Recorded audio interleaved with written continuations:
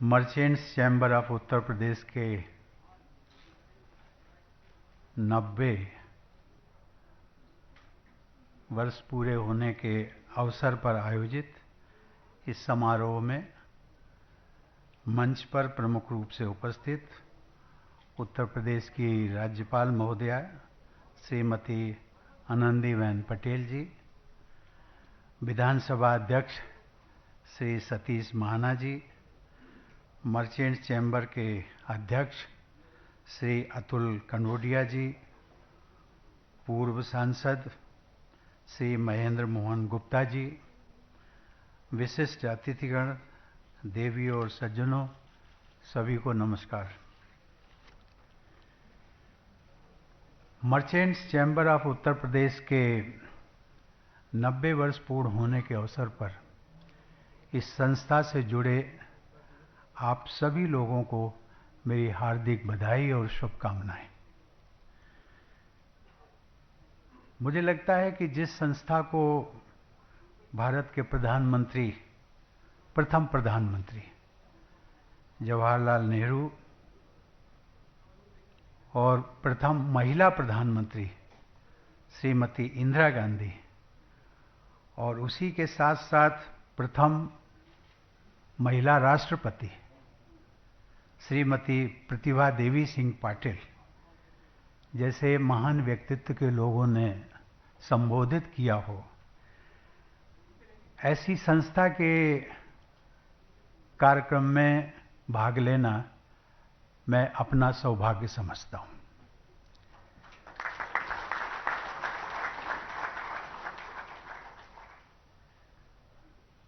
कुछ ही दिन पूर्व,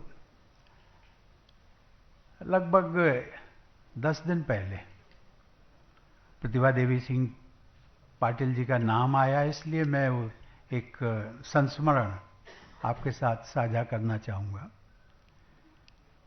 मैं पिछले, जब से राष्ट्रपति बना, कम से कम 4 या 5 बार वो पूना में रहती हैं। मेरा वहाँ जाना हुआ, वो मुझे मिली, उनके साथ चाय पान किया। पिछले पौने 5 वर्षों में इतनी बार उनसे फ़ोन पे बात हुई, इतनी बार मिली, कभी भी मुझे किसी काम के लिए नहीं कहा। और अभी 1 महीने पहले उन्होंने एक ऐसा काम बताया, एक कार्यक्रम में भाग लेना था। बहुत प्रसिद्ध मंदिर है वहाँ पर, गणेश मंदिर, दत्तात्रेय भगवान के नाम से। उसमें उन्होंने कहा कि हमारी संस्था को 125 वर्ष पूरे हो रहे हैं और आयोजकों का आग्रह है कि इसमें राष्ट्रपति जी को ही आना चाहिए। तो उनका फ़ोन आया और पत्र भी आया। उन्होंने कहा कि मैं आपसे अनुरोध करती हूँ। तो मैंने उनको कहा कि मैडम, आप समझती हैं, आप राष्ट्रपति रह चुकी हैं, आप जानती हैं कि 4.5 साल के बाद राष्ट्रपति की क्या स्थिति होती है। मानसिक रूप से नहीं, लेकिन काम की दृष्टि से। काम को समेटने के लिए हमें 6 महीने चाहिए और जो हमारे प्रोग्राम लगे हैं उसमें बहुत मुझे मुश्किल हो रही है। लेकिन आज आपने मुझे धर्म संकट में डाल दिया है कि आप मेरी पूर्ववर्ती प्रेडिसेसर हैं और आपने अभी तक कोई मुझे काम नहीं कहा। आज पहली बार आप कह रही हैं, तो मैं धर्म संकट में हूं, मैं आपको मना नहीं कर सकता और मैं आऊंगा। मैं गया, नाम इसमें आया इसलिए मुझे, लेकिन मैं ऐसी विभूतियों का आप सबको सानिध्य मिला, इसकी मुझे बड़ी प्रसन्नता है। कानपुर का होने के नाते स्वाभाविक है, वो बहुत सारी चीज़ों को मैं देखता हूँ तो प्रसन्नता भी होती है, कभी कभी लगता भी है कुछ सुधार भी होना चाहिए। पिछले 90 वर्षों से merchants chamber of Uttar Pradesh उद्योग, व्यापार और वाणिज्य की प्रतिनिधि सभा के रूप में राज्य में औद्योगिकीकरण, व्यापार और उद्यमशीलता को बढ़ावा देता है। ये सच है कि आपकी गौरवशाली संस्था के ये गौरवशाली वर्ष 90 वर्ष बीत चुके हैं। 100 वर्ष पूरे होने में केवल 10 वर्ष बाकी है।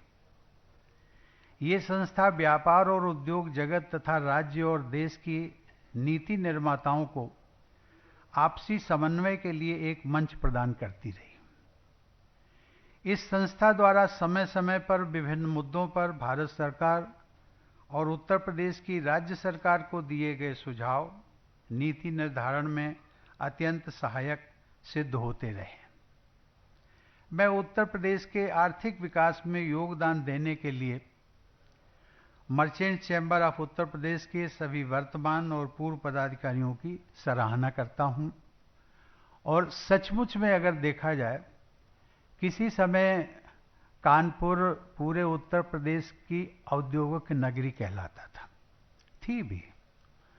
यहां पर पूरे उत्तर प्रदेश को यदि आप सामने रखें तो कानपुर का नाम पहले आता था।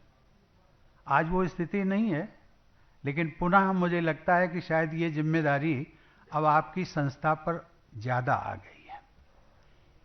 उसको आपको रिस्टोर करने में क्या चाहिए, और मुझे लगता है कि जो पदाधिकारी हैं, सक्षम पदाधिकारी हैं आप सब लोग, वो जो स्वर्णिम इतिहास था कानपुर का औद्योगिक नगरी होने का, यदि उसको वापस आप ला सकें तो ये कानपुर के लिए शायद इतना ऐतिहासिक नहीं होगा जितना कि पूरे उत्तर प्रदेश के लिए होगा।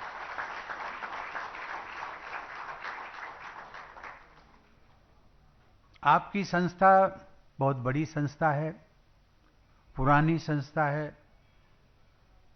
देखा जाए कि मर्चेंट चैम्बर ऑफ कॉमर्स को अगर देखा जाए, मुझे नहीं लगता कि उत्तर प्रदेश में इससे पुरानी कोई संस्था होगी। हमारे पदाधिकारी भी वरिष्ठ हैं, सीनियर हैं, प्रभावशाली हैं।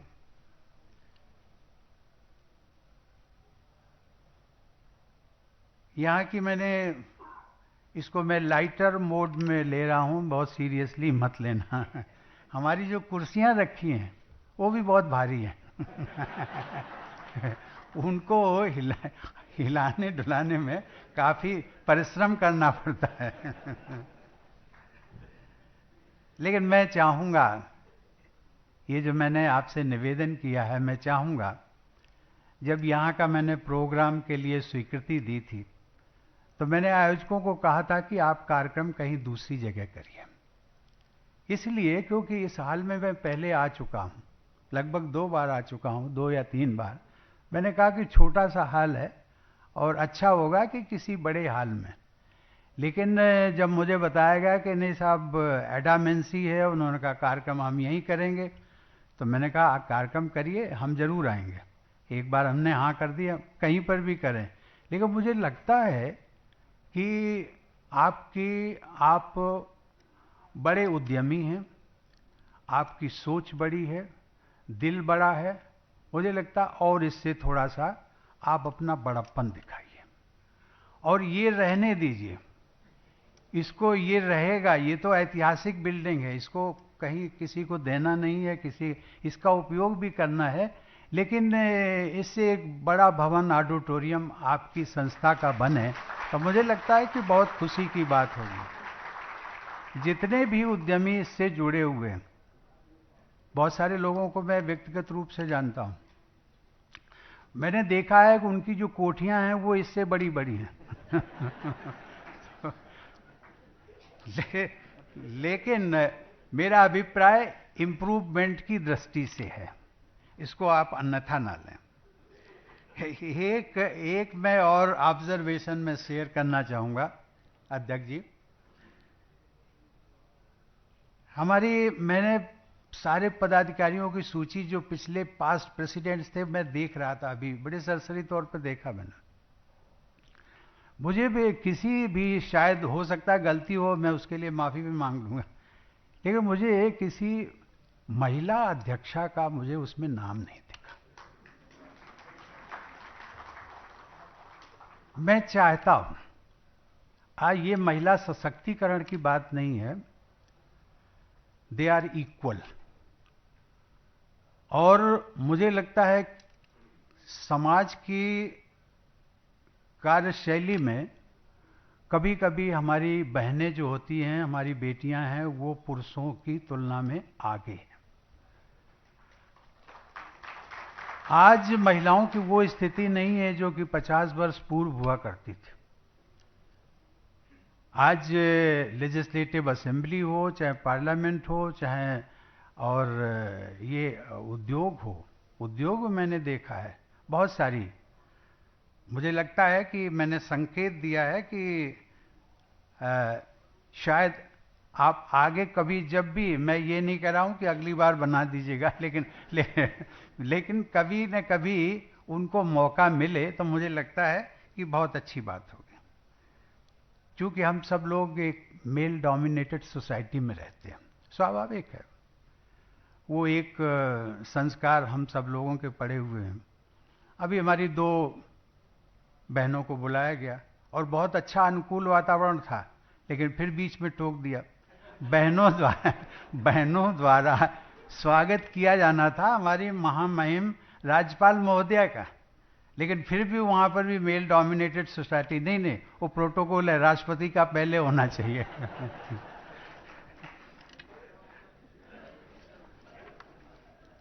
देवी और सज्जनों, गंगा के किनारे स्थित होने के कारण कानपुर प्राचीन काल से ही उद्योग व्यापार का प्रमुख केंद्र रहा।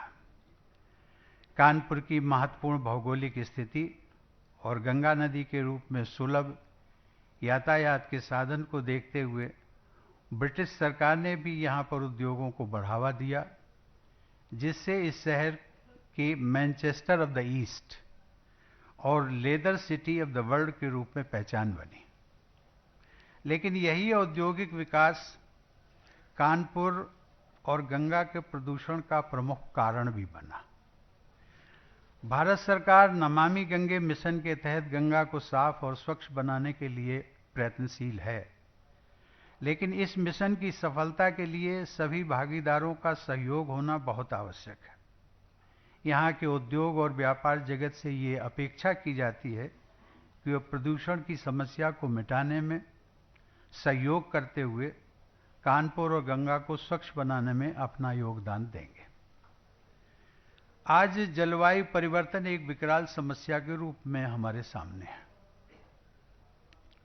अगर इस चुनौती से निपटने के प्रयास हम अभी से नहीं करेंगे तो वर्तमान के साथ साथ आने वाली पीढ़ियां भी अनेक कठिनाइयों का सामना करेंगे। इन्हीं चुनौतियों को ध्यान में रखते हुए भारत सरकार ने COP26 शिखर सम्मेलन में घोषणा की है कि वर्ष 2030 तक भारत अपने कार्बन उत्सर्जन को 1 बिलियन टन से घटा देगा और साल 2070 तक नेट जीरो उत्सर्जन वाली अर्थव्यवस्था बनने का प्रयास करेगा। लेकिन इस लक्ष्य को प्राप्त करने में उद्योग जगत का सहयोग बहुत ही जरूरी है।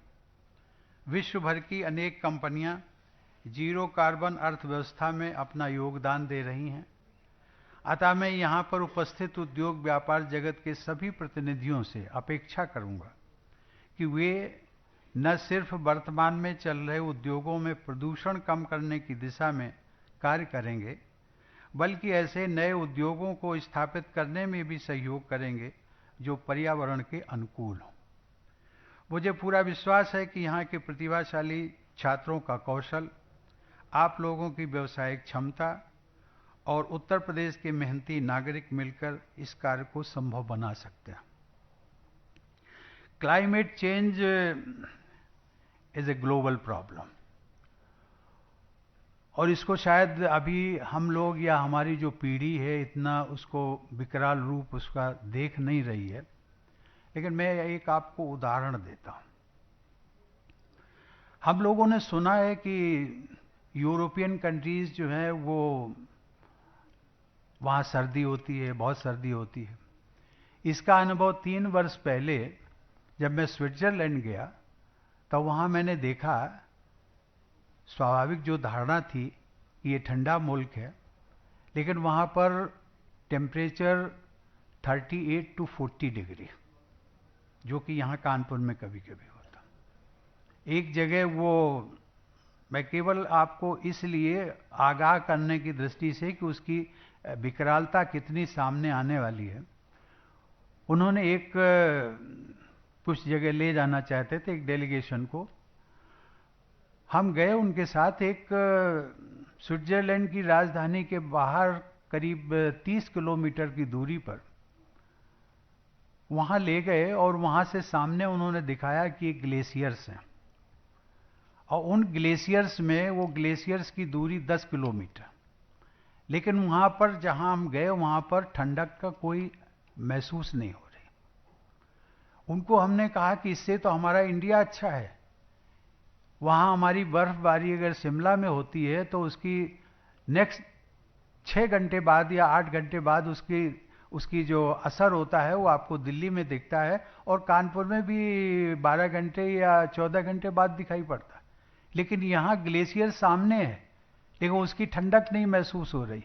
तो उन्होंने कहा यही सही मायने में यही क्लाइमेट चेंज है। अभी लगभग मान करके चलिए 50 साल या 100 साल जो अभी हम जिसको बर्फ कहते हैं, आइस कहते हैं, उसकी ठंडक की जो तासीर है वो कम हो जाएगी।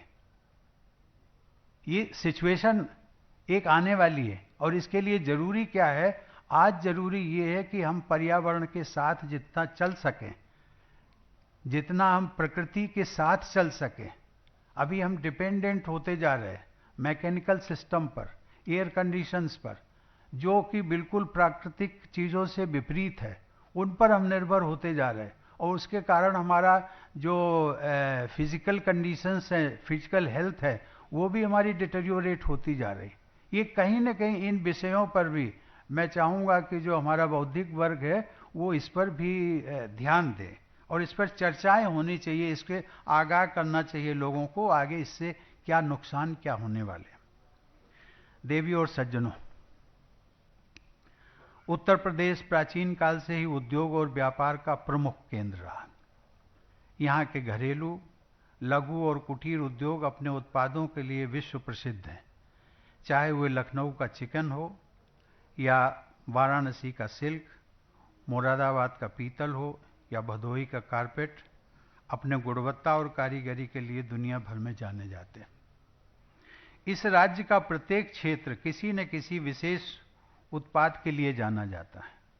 इसी विशेषता को और उभारने के लिए उत्तर प्रदेश सरकार ने वन डिस्ट्रिक्ट वन प्रोडक्ट योजना की शुरुआत की है, जिसके तहत प्रत्येक जिले में वहां के परंपरागत उद्योग, आर्ट और क्राफ्ट को बढ़ावा दिया जा रहा है। इस बात को संज्ञान में लेते हुए कि देश की अर्थव्यवस्था और रोजगार सृजन के साथ साथ उद्योगों के विकेंद्रीकरण में micro, small and medium enterprises महत्वपूर्ण भूमिका निभाते हैं, भारत सरकार ने भी आत्मनिर्भर भारत और मेक इन इंडिया अभियान के तहत एमएसएमईज को बढ़ावा देने के लिए अनेक नीतिगत सुधार किए हैं। सरकार ने रक्षा संबंधी उपकरणों की लिस्ट जारी की है, जिनकी खरीद अब सिर्फ स्वदेशी स्रोतों से ही की जा सकती है। ये कदम रक्षा के क्षेत्र में आत्मनिर्भरता की दिशा में सरकार के निरंतर प्रयासों का एक हिस्सा है, जो स्टार्टअप के साथ साथ एमएसएमई के लिए भी उत्कृष्ट अवसर प्रदान कर रहा है। उत्तर प्रदेश में बहुत से ऐसे लघु, कुटीर और मध्यम उद्योग हैं जो सरकार की इन पहलों का लाभ उठा सकते हैं।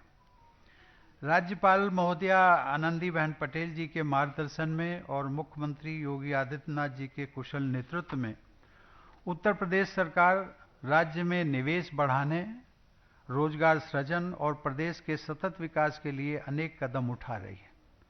कल ही हम सब लोग जानते हैं लखनऊ में माननीय प्रधानमंत्री नरेंद्र मोदी जी ने तीसरे उत्तर प्रदेश इन्वेस्टर समिति का उद्घाटन किया, जिसमें कि जो न्यूज़ आई कि लगभग 80,000 करोड़ रुपए से अधिक के उसमें इन्वेस्टमेंट के प्रपोजल्स आए हैं। और खुशी की बात ये भी है कि उसमें लगभग 400 करोड़ से अधिक वो कानपुर के लिए जो है वो इन्वेस्टमेंट होना है। ये उत्तर प्रदेश सरकार द्वारा कोरोना महामारी के बाद आयोजित किए जाने वाला पहला इन्वेस्टर समिति है। मुझे पूरा विश्वास है कि इस समिट के जरिए राज्य में प्राप्त निवेश प्रदेश उत्तर प्रदेश को 1 ट्रिलियन अर्थव्यवस्था बनाने में अहम कदम साबित होगा। आप सबसे भी आशा है कि राज्य सरकार की योजनाओं का लाभ लेते हुए प्रदेश के विकास में अपना योगदान देंगे। देवियों और सज्जनों, किसी भी व्यापारिक संगठन का उद्देश्य केवल अपने सदस्यों के हित के लिए कार्य करने का नहीं होना चाहिए, बल्कि उसे समाज के सर्वांगीण विकास में भी भागीदार बनना चाहिए। मुझे ये जानकर प्रसन्नता हो रही है कि merchants chamber of Uttar Pradesh महिला सशक्तिकरण और स्टार्टअप को बढ़ावा देने के लिए विशेष कार्य कर रहा है। कल मैं, आप सब लोग जानते हैं, मैं अपने पैतृक गांव परौंक गया था, जहां जाकर बचपन की बहुत सारी स्मृतियां ताज़ा हो गईं। कानपुर भी आता हूं तो यहाँ पर भी बहुत सारी स्मृतियां ताज़ा हो जाती हैं, चाहे वो बीएनएसडी की हो, चाहे डीएवी की हो। हॉस्टल में मैं रहता था और ये मर्चेंट चैम्बर और ये पूरा जो हमारा माल रोड सीधा सिविल लाइन को क्रॉस करते हुए बहुत सारी स्मृतियां हैं। मुझे लगता है कि आज मैं जहां तक पहुंचा हूं उसका श्रेय मेरे पैतृक गांव की मिट्टी और यहां कानपुर की धरती उसको जाता है,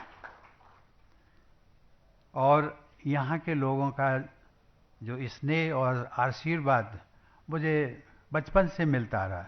जब मैं स्टूडेंट था तब भी मिला, उसके बाद सांसद बना तब भी मिला, और बहुत सारे लोगों से पारिवारिक संबंध हैं। ये मेरे लिए एक बहुत संतोष की बात भी है और सौभाग्य भी है। आप सब जानते हैं, गांववासी एक हमने अपना जो पुश्तैनी निवास था उसका जीर्णोद्धार करा करके ग्रामवासियों को उपयोग के लिए समर्पित कर दिया था। गांववासी उसका उपयोग मिलन केंद्र के रूप में कर रहे हैं। कल जब मैंने देखा प्रधानमंत्री जी के साथ, मुझे भी संतोष हुआ।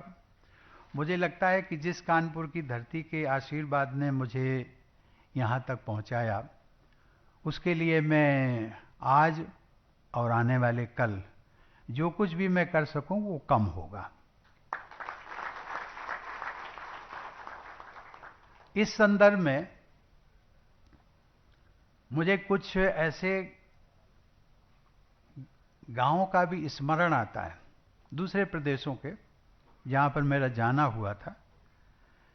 वहां से निकले हुए कुछ प्रबुद्ध नागरिकों ने अपनी संवेदनशीलता और कर्मठता का परिचय देते हुए उन गांवों का कायाकल्प कर दिया, उन गांवों को आदर्श गांव बना दिया।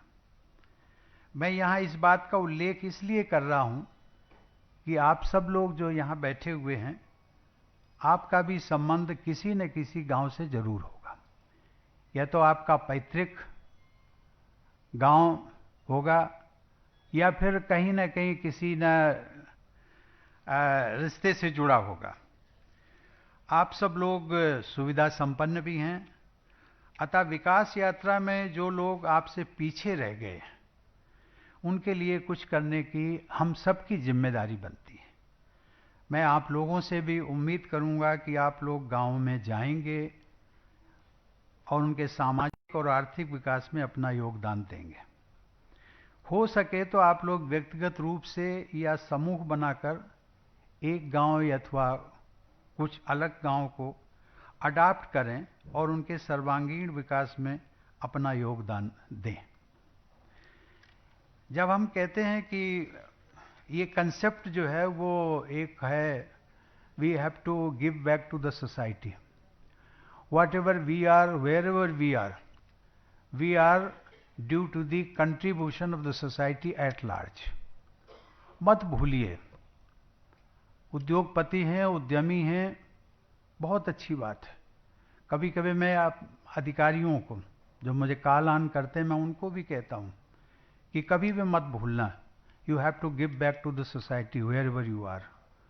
और जब मैं उनको कहता हूं कि कभी कभी वो कुछ लोग पूछ देते हैं कि आप क्यों कहते हैं कि मेरे लिए, मैं पढ़ाई लिखाई मुझे की, यहाँ तक पहुँचा तो मेरे इसमें माता पिता का योगदान है, मेरे रिश्तेदारों का योगदान है, मेरे टीचर्स का योगदान है, समाज का योगदान नहीं है, समाज एट लार्ज।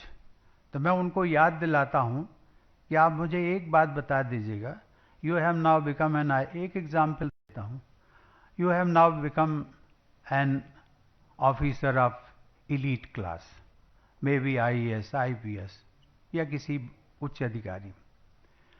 आप जहाँ रहते थे वहाँ से आपको दिल्ली जाना पड़ा, दिल्ली स्टेशन पर उतरना पड़ा, स्टेशन से आपको वहाँ कोई रिश्तेदार था, आपको गाड़ी लेने आई थी, कहते नहीं।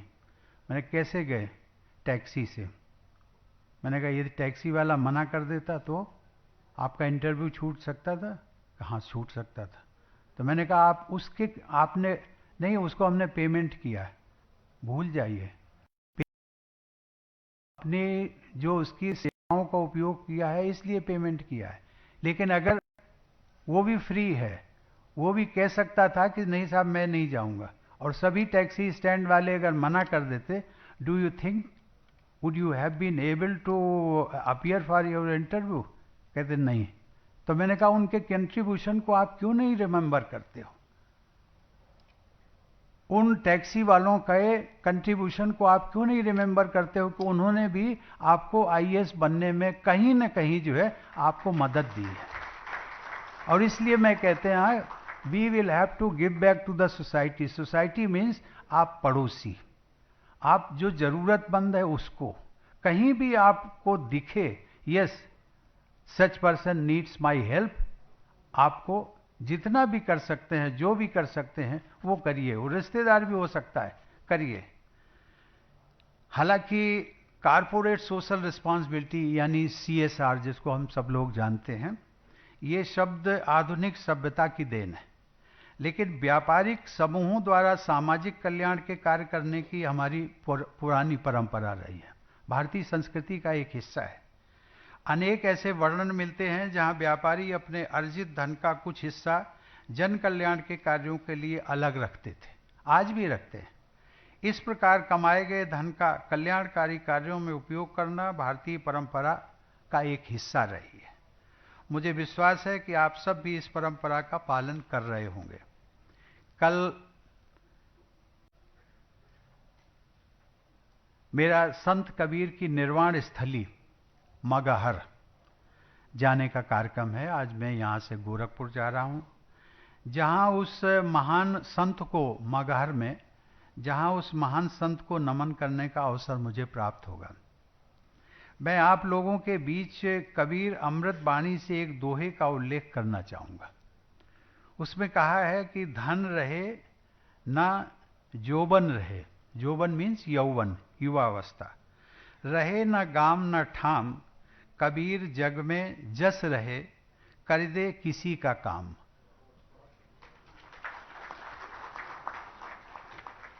देवी और सज्जनों, आपकी संस्था अगले 10 वर्षों में 100 वर्ष की हो जाएगी।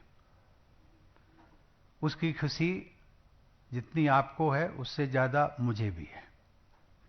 किसी भी संस्था की यात्रा में शताब्दी वर्ष का एक महत्वपूर्ण स्थान होता है। यह अवसर अपनी पिछली यात्रा पर गर्व करने के साथ साथ भविष्य की दिशा दशा तय करने का भी होता है। मुझे आशा है कि आप सब भी इस संस्था की आगामी वर्षों की योजनाओं को कार्य रूप दे रहे होंगे, अर्थात जो ब्लूप्रिंट होता है वो 10 साल का बना रहे होंगे। मैं चाहूंगा कि जब राज्य की सबसे पुरानी मर्चेंट चैम्बर अपनी स्थापना के 100 साल मनाए, तब उत्तर प्रदेश भारत के अग्रणी राज्यों में शामिल हो, जिसका कि कल प्रधानमंत्री जी ने थोड़ा सा संकेत दिया था। उन्होंने कहा था कि मैं चाहता हूं कि Uttar Pradesh must become driving force of the country. जैसा कि आप सब जानते हैं, हम भारत की आज़ादी के 75 वर्ष पूर्ण होने का उत्सव भी मना रहे हैं। यह हमारे देश की विकास यात्रा का एक महत्वपूर्ण पड़ाव है, जहां हमें न सिर्फ अपने पूर्वजों और स्वतंत्रता सेनानियों, जिन्होंने हमें आज़ादी दिलाने के लिए अपना सब कुछ न्यौछावर कर दिया, को गर्व के साथ याद करना है, बल्कि हमें अपने देश के लिए ईमानदारी और सत्यनिष्ठा के साथ कार्य भी करना है, ताकि जब हमारा देश आज़ादी की शताब्दी वर्ष मना रहा हो तब वो प्रमुख विश्व शक्ति हो और हमारी आने वाली पीढ़ियां हम सब पर गर्व करें। धन्यवाद। जय हिंद।